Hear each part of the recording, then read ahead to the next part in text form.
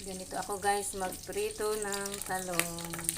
Binuuna ko muna yung kabaliktaran niya bago yung loob. Kasi guys, tipid mantika yan. Pag inuna po kasi natin yung loob ng talong, malakas po siya kumain ng mantika guys. Kaya dapat unahin natin yung kabaliktaran muna niya guys. Para tipid mantika tayo. Kahit 1 kilo lutuin yung talong, kahit konti lang ang mantika niya. Konti lang talaga ang magagamit na mantika. Kasi guys, hindi siya agad naiit-it. Di katulad ng inuuna natin yung loob ng talong, naiit-it agad siya.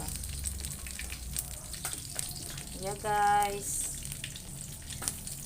tips ko yan sa inyo.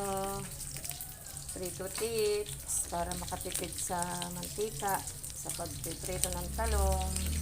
Unahin muna natin guys yung likod bago yung loob. Thanks sa panonood. God bless.